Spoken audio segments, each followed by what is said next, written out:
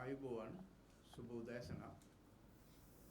ජාතික ලොතරැයි මණ්ඩලයේ ආරාධනය පිළි අරගෙන මෙම ස්ථානට පැමිණි සියලුම මාධ්‍යවේදී මාත්මීන් අවසරයි. ඒ මාධ්‍ය ආයතන අවසරයි. ජාතික ලොතරැයි මණ්ඩලයේ සෑහෙන කාලයකට පසුතාවකින් මාධ්‍ය සාකච්ඡාවක් තියන්නේ. අද මාධ්‍ය සාකච්ඡාවේදී අපි බලාපොරොත්තු වෙන්නේ සාම්ප්‍රදායික විදිහට අපේ ලොතරැයි වල ජයග්‍රහණයන් ගැන කතා කිරීම නෙමෙයි, ඊට වඩා වෙනස් කරුණු කිහිපයක් ගැන කතා කරන්න. ප්‍රථමයෙන්ම මම මෙතන පැමිණ සිටින මාධ්‍ය වේදීන් සහ මාධ්‍ය ආයතනවලට ස්තුති කරනවා.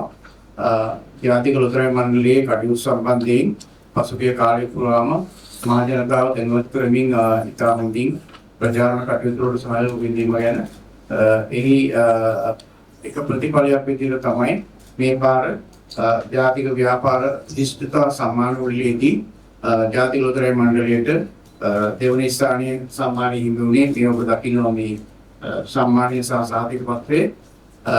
ඒක ලබා ගැනීමේදී අපේ කාර්යයන් පිළිබඳව මහ ජනතාවටත් ඒ අදාළ ආයතන වලට ඉතා හොඳින් අවබෝධයක් ලබා දෙන්න හැකියාවක් ලැබුණා. මාධ්‍ය වලින් ලැබිච්ච සහයෝගය නිසා ඒ සම්මානීය ලැබීම සම්බන්ධයෙන් අපේ රටේ පොදු ජනතාවට ඒ වගේම මාධ්‍ය ක්ෂේත්‍රයේ සියලු දෙනාට අපේ කාර්ය මණ්ඩලයේ සියලු දෙනාට ස්තුතිවන්ත වෙනවා. මම කෙලින්ම මාතෘකාවට බහින්නම්. අපි වෙනදට කතා කරේ අපේ ලොතරැයි මිලදී ගත ජනතාව ඍජුව සහ වක්‍රව ලබන ජයග්‍රහණ ගැන. නමුත් අද අපි මේ මාධ්‍ය සාකච්ඡාව තියන්නේ අපේ රටේ මහ ජනතාව කිසියම් ආකාරයකට පරාජයට ලක් වෙමින් තියෙන තත්ත්වයන් පිළිබඳව කතා කරනවා. මේක අපේ ලොතරැයි ව්‍යාපාරයට සම්බන්ධ කාරණයක් සහ ඊට තර්ජනයක් වෙච්ච මහ ජනතාවගේ ජන ජීවිතයට ඉතා දරුණු විදියට බලපෑමක් ඇති කරන සිද්ධියක් බවට පත් වෙච්ච කොටු කැපීම කියන සූත්‍රය ගැන කතා කරන්න තමයි අපි අද මේ මාධ්‍ය සාකච්ඡාව කැඳෙන්නේ. රට පුරාම මේ වන විට කොටු කැපීම කියලා ලොතරැයි සූත්‍රයක් ක්‍රියාත්මක වෙනවා. මේ පදනම විදිහට යොදාගන්නේ ජාතික ලොතරැයි මණ්ඩලය විසින් දිනුම් අදින් ලබන මහජන සම්පතේ අවසාන අංක 2. ඒ කියන්නේ ජයග්‍රහණය කරන ටිකට් පතේ අවසාන අංක 2 මෙන්න මේ අංක 2යි කියලා ඔට්ටු ඇල්ලීමේ ක්‍රමයක් ක්‍රියාත්මක වෙනවා. මේකට යම් ඉතිහාසයක් තියෙනවා. මේක වසර 3-4කට පෙර මේක ආරම්භ වෙලා සුළු පරිමාණයෙන් තිබුණා. විශේෂයෙන්ම නගරවල කොටු කැපීම කියලා රුපියල් 100කට 200කට විතර වගේ ඔට්ටු අලමින් තිබුණේ. මේක මේ ඔට්ටු ඇල්ලීම හදලා තියෙන්නේ ඇත්තටම අපේ ලොතරැයි දිනුම් මැදීමේදී අද දින මහජන සම්පතේ දිනුම් මැදීම අවසානයේ අංක 2 මෙන්න මේ අංක 2යි කියලා ප්‍රචාරයක් හදාගෙන ඒකට පොළවල කොටු ප්‍රමාණයක් වෙන් කරගෙන ඒ කොටු වල තියෙන එක එක අංක අද එන්නේ මෙන්න මේ අංකය කියලා එක එක්කෙනාට ඔට්ටු අල්ලන විදිහට තමයි මේක ක්‍රියාත්මක වුණේ. මේකේ විවිධ ස්වරූපයෙන් ඊට පස්ව ක්‍රියාත්මක වුණා. වෙනම ටිකට් ගසමින් ක්‍රියාත්මක වුණා. ඊට පස්සේ මේක ෂීට් එකක් දාලා ක්‍රියාත්මක වුණා. දැන් මේක WhatsApp group හරහා ක්‍රියාත්මක වෙනවා. රුපියල් 100කට 200කට ඔට්ටු ඇල්ලීම වෙච්ච මේ සූදුව දැන් සමහර ප්‍රදේශවල දෛනිකව රුපියල් ලක්ෂයක් ඉක්මවා යන ප්‍රමාණයකට ගිහිල්ලා තියෙනවා. මේ හේතුව නිසා විශාල පිරිසක් අසරණභාවයට පත් වෙලා තිනවා. මොකද මේක ඇබ්බැහිවීමක් බවට පත් වෙලා තමුන්ගේ සේසත නැති කරගත්ත තත්ත්වයක් තියෙනවා හුඟක් තැන්වල. අපි ප්‍රදේශ වශයෙන් සඳහන් කළොත් ඊටම නරකම විදිහට මේක ක්‍රියාත්මක වෙනවා. බඩල් කුඹුර, බිපිල, මහියංගන, සීමලාණ්ඩුව, අම්පාර මේ ප්‍රදේශවල තියෙනවා. ඒ වගේම රත්නපුර, ඇහැලියගොඩ සහ දිවයිනේ විවිධ ප්‍රදේශවල මෙම කොටු කැපීමේ සූදුව කියන එක බොහොම නරක අන්දමින් ක්‍රියාත්මක වෙනවා. මහ ජනතාව මේ ගැන දන්නවා දැන් හොඳටම.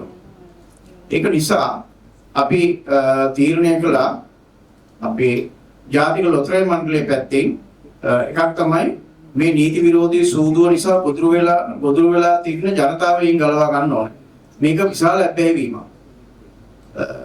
අපිට දැනට ලැබිලා තියෙන තොරතුරු අනුව සමහර නිවාසවල ඔවුන්ගේ සීසතම නැති වෙලා තියෙනවා මේ හේතුව නිසා. මේ කොටු කැපීමට පුරුදු වෙච්ච අය ව්‍යාජ අංක සොයාගෙන ගිහිල්ලා ඒවට සල්ලි වේදම් කරලා අතේ තියෙන සීරු දේ නැති කරගෙන තියෙන තත්ත්වයක් තියෙනවා.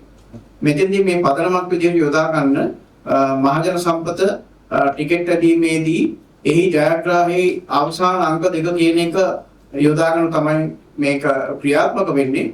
මේකේ තියෙන ලොකුම මිත්‍යාව තමයි උදේ 6 ඉඳන් හවස 5 විතර වෙනකම් මේ කොටු කැපීම කියන සූදුව ක්‍රියාත්මක කරනවා. නමුත් හවස 5කටවත් අපේ මහජන සම්පත හෝ වෙන කිසිම ලොතරයක් දිනුම් අදින්න සූදානම් කරලා නැහැ. ඒක නිසා මහජනතාවට විශාල වැරදි අවබෝධයක් දීලා තියෙනවා මෙම සූදු ජාවාරම් කරන අය. ජාතික ලොතරැයි මණ්ඩලය විසින් දිනුම් අදින මේ ටිකට් පත්‍රවලට අදාළ දිනුම් වැදීම් කල්තියා ඇදලා දවසින් දවස මේ ප්‍රතිඵල නිකුත් කරනවායි. ඒක නිසා අපි ළඟ ඒවැ අංක තියෙනවායි කියලා බලලා ඒ අංක විකුණන ජාවාරමකුත් යනවා. ඉස්සෙල්ලා මේක තිබුණේ අද එන අංක දෙක ගලපලා කොටු කපලා කීයක් හරි දිනා ගන්න කියලා කියපු එක දැන් WhatsApp group හරහා කියනවා අද එන අංකය මගේ ළඟ තියෙනවා මගේ WhatsApp එකට මේ අංකයට රුපියල් 3000ක් දාන්න එතකොට මම අංක දෙක දෙනවා කියලා. ඒක නිසා මේ සූදුවට ඇබ්බැහි වෙච්ච අය අංක දෙකක් ලබා ගැනීම සඳහා එක කණ්ඩායමකට සල්ලි ගෙවන අතරේ ඊට පස්සේ ව්‍යාජ අංක වලට කොටුවට තවත් සල්ලි ගෙවනවා. ඒක නිසා එකවර දෙපැත්තකින් තමුන්ගේ තියෙන දේවල් නැති කරගෙන යන්නේ. ඒතර මේක නිසා මහජනතාවටත් යම්කිසි ව්‍යාකූල තත්ත්වයක් ඇති වෙලා තියෙනවා මේක කොහොමද වෙන්නේ? ජාතික ලොතරැයි මණ්ඩලයේ ටිකට් වලට අදාළ දිනුම් අදින්නේ රැයට නම් උදේ 6 ඉඳන් හවස 5 වෙනකම් කොහොමද මේ කොටු කපනවා කියලා නෝම්බර එන්නේ? මේ ප්‍රශ්නයක් ඇති වෙලා තියෙනවා. ඒක නිසා මේක අපි මහජනතාව ඉතා පැහැදිලි කරන්න අපි අපේ ලොතරැයි ව්‍යාපාරයේ කොයිතරම් විවිධ භාවකයෙන්ද පවත්වාගෙන යන්නේ කියලා වරලා ඒ අනුව අපි විශාල විදිහට මේ සම්බන්ධයෙන් මහජනතාව ඉදිරියට දැනුවත් කරන්න බලාපොරොත්තු වෙනවා. මේක ආරම්භක අවස්ථාව. මම මේ අවස්ථාවේදී සාමාන්‍ය අධිකාරිතුමාට ආරාධනා කරනවා මේ ගැන තවත් විස්තර මාධ්‍ය දැනුවත් කරන්න කියලා. මාධ්‍ය ආයතනයේ නියෝජනය කරන අවස්ථාවක් සියලුම මාධ්‍ය මහත්මාත්මික සීල්දනාගින් අවසරයි. මම ජාතික ලොතරැයි මණ්ඩලයේ සාමාන්‍ය අධිකාරී ආරිෆ් අපේ ජාතික ලොතරැයි මණ්ඩලයේ ගරු සභාපතිතුමා සඳහන් කරපු ආකාරයට රටේ වගකිව යුතු ආයතනයක් විදිහට ජාතික ලොතරැයි මණ්ඩලයේ යුතුකමක් තියෙනවා අපේ පාරිභෝගිකයන් ආරක්ෂා කරන්න. එම නිසා අපි පාරිභෝගිකයන් දැනුවත් කිරීම සඳහා තමයි අද මේ මාධ්‍ය සාකච්ඡාව පවත්වන්න තීරණය කළේ. විශේෂයෙන් සභාපතිතුමා සඳහන් කරපු ආකාරයට කොටු කපන ක්‍රියාවලිය සමහර දිස්ත්‍රික්කවල ඉතා කෙපී පැනන ලෙස වර්ධනය වෙලා තියෙන බව අපිට වාර්තා වෙලා තියෙනවා. මේ සම්බන්ධයෙන් අපේ සහකාර සාමාන්‍ය අධිකාරී නීති මහත්මිය පිළිබඳව පැහැදිලි කරයි. ජාතික ලොතරැයි මණ්ඩලයේ වශයෙන් අපි මේ සම්බන්ධයෙන් මේ වන විට අරන් තියෙන පියවරවල නීතිමය ක්‍රියාමාර්ගයේ කුමක්ද කියන එක එතුමියගේ අදහස් දෙකීමේ අවස්ථාවේදී පැහැදිලි කිරීමක් කරා. ඔබ දන්නා පරිදි කොටු කපන කියන ක්‍රියාවලියේදී බිඳුවේ ඉඳලා 99 දක්වා අංක සහිත කොටුවක් තමයි යාලා පාවිච්චි කරන්නේ. ෂීට් එකක්. ඒකෙන් කොමන හෝ අංකයක් දිනන අංකයක් වෙන බව නිශ්චිතයි.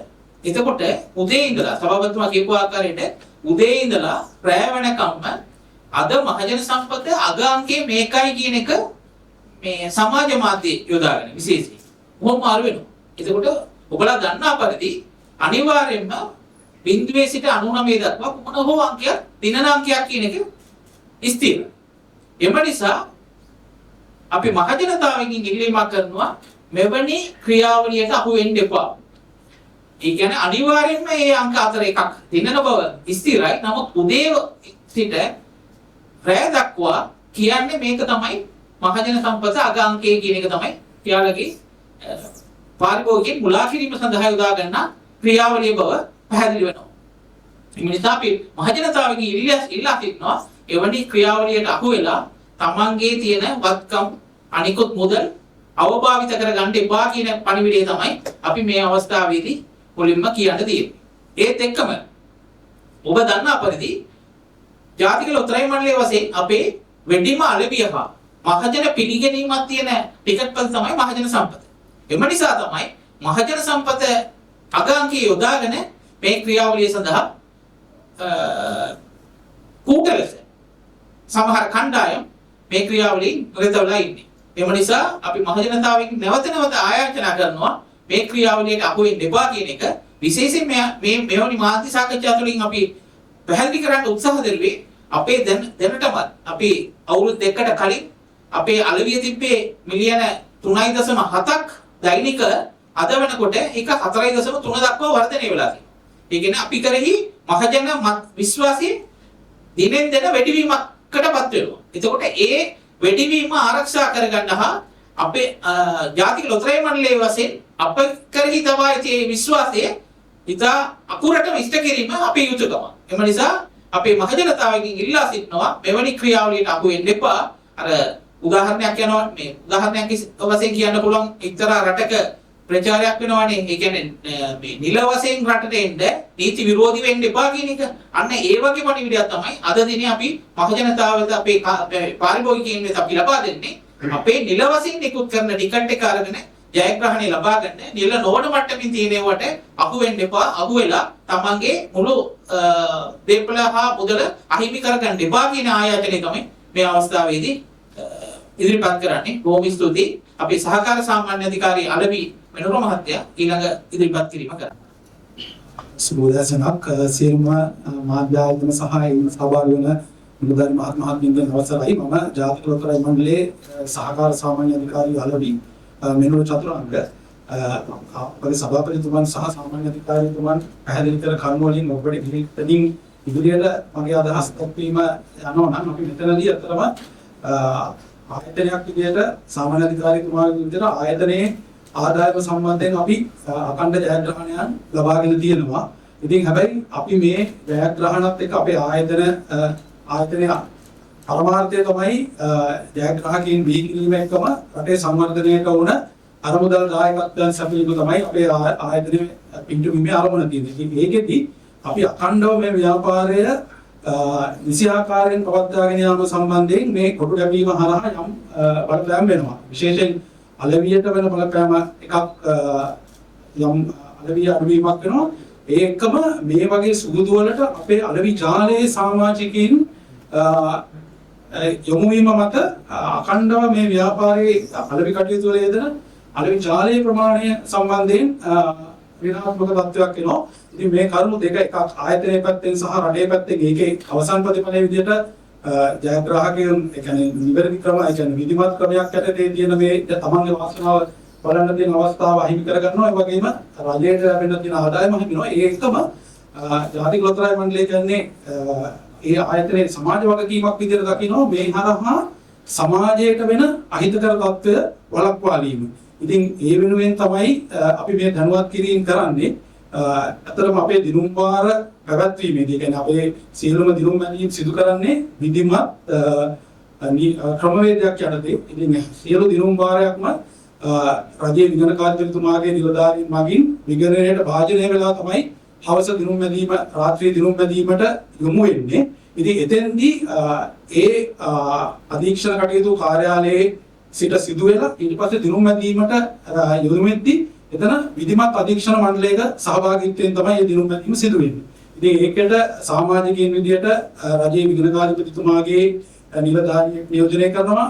ජ්‍යෙෂ්ඨ පොලිස් අධිකාරී නිලයේ නිලධාරියෙක් ආයතනයේ සභාපතිතුමන් අධ්‍යක්ෂක මණ්ඩල සමාජිකයෙක් හෝ සාමාන්‍ය අධිකාරීතුමා අතුළු ඉහළ නිලධාරීන් නියෝජනය කරනවා. වගේම අමාත්‍යාංශවල රාජ්‍ය ආයතනවල ඉහළ විධායක නිලධාරීන්ගෙන් සඳුන්ලත් මණ්ඩලයක අධීක්ෂණය යටතේ තමයි මේ සියලු දිනුම් මැදීම් සිදු වෙන්නේ.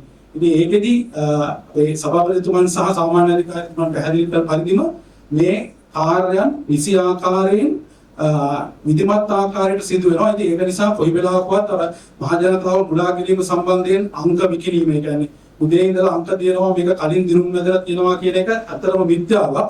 ඒ ඔවුන්ගේ මොන ව්‍යාපාර පවත්වාගෙන යාම සහ ඒ ව්‍යාපාරය ඇතුලේ ගොඩනගාගත්තු තවත් ව්‍යාපාර තමයි අංක විකිණීම කියන්නේ. ඉතින් ඒ දේවල් වලට අපගේ පාරිභෝගිකයන් මහ ජනතාව යොමු වෙන්න එපා. ඒ හරහා ගිහිල්ලා තමන්ගේ තියෙන දේපල වත්කම් නැති කරගන්න එපා. අපිට සභාපතිතුමා පැහැදිලි කළා වගේ ඉතා ඉහළ ආර්ථික මට්ටම් වල හිටපු මිනිස්සු මේ හරහා ඇයින පහළ මට්ටමට වැටිච්ච දේවල් සිදුවීම් වාර්තා වෙනවා. ඉතින් ඒක නිසා අපි කියන්නේ රජයේ ප්‍රධාන ආයතනයක් වෙන ජාතික ලොතරැයි මණ්ඩලය හරහා නිකුත් කරන අපේගේ ලොතරැයිපත් අපේ සංනාමයන් 8ක් දෛනිකව ක්‍රියාත්මක වෙනවා. ඊට අමතරව ශනික ලොතරැයිපත් සූරණ ලොතරැයිපත් තියෙනවා. ඉතින් ඒ හරහා තමන්ගේ වාසනාව උරගා බලන්න, ඒ වාසනාව උදා කරගන්න. ඒක එකක් ඔබ ජයග්‍රාහකයෙක් වුණොත් ඔබට ඍජුව ප්‍රතිලාභ හම්බ වෙනවා. හැබැයි ඔබ ජයග්‍රාහකයෙක් නොවුණත් වක්‍රව ඔබට ඒ මුදල් යෙදවෙන්නේ රටේ සංවර්ධනයට. ඉතින් ඒ හරහා ඔබ ඒ ජයග්‍රාහකයෙක් වෙනවා. මේ අවිධිමත් කූට ව්‍යාපාර වලට යොමු වෙන්න එපා කියන ඉල්ලීම තමයි අපිට ජාතික ලොතරැයි මණ්ඩලයේ විදිහට කියන්න තියෙන්නේ. ඔබගේ අවුරුදු 60කට අධික කාලයක් ඔබගේ විශ්වාසයත් එක්ක කියපු ආයතනය ජාතික ලොතරැයි මණ්ඩලය එක්ක විකටම රැඳෙන්න, ඒ රැඳිලා තමන්ගේ නිවැරදි ක්‍රමයෙන් තමන්ගේ ජයග්‍රහණය උදා කරගන්න මේ කියන සූදු ක්‍රියාකාරකම් ව්‍යාජ රැවටීම් වලට හවු වෙන්න එපා කියන ආයාචනය තමයි අපි මහ ජනතාව නිසා අපේ පාරිභෝගික ජනතාවගෙන් ඉල්ලා සිටින්නේ.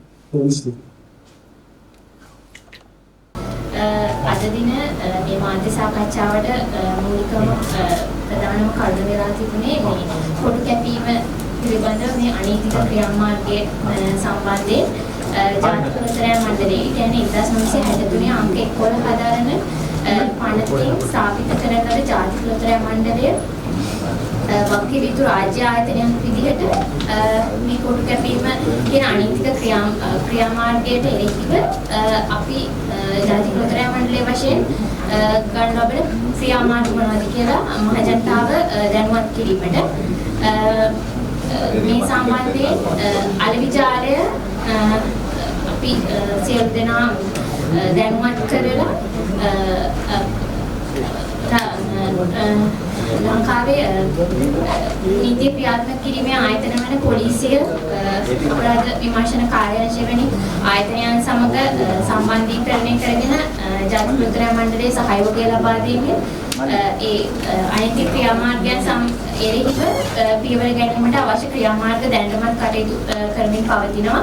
ඒ වගේම මුදල් අමාත්‍යාංශයේ මැදිහත් වීමෙන් පොලිස්පතිතුමා මේ සම්බන්ධයෙන් දැනුවත් කරලා ඒ අදාළ ඉදිරි පියවර ගැනීම සම්බන්ධයෙන් සියලු කටයුතු දැනටමත් සිදු කරමින් පවතිනවා.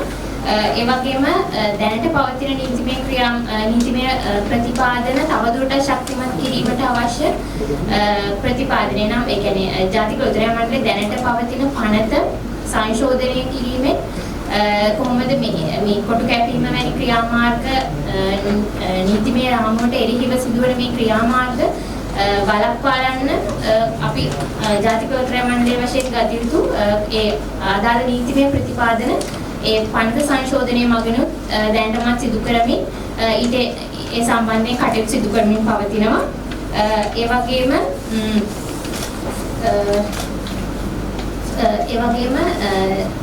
සියලු දෙනාට මේ වෙලාවේදී දැඩිව අවධාරණය කර සිටිනවා මේ කොටු කැපීම කියන සූදුවට සම්බන්ධ වීමෙන් ඒ ඇතිවන නෛතික ඊට එරෙහිව කටයුතු අපි නෛතික වශයෙන් ක්‍රියාමාර්ග ගන්න ලබනවා.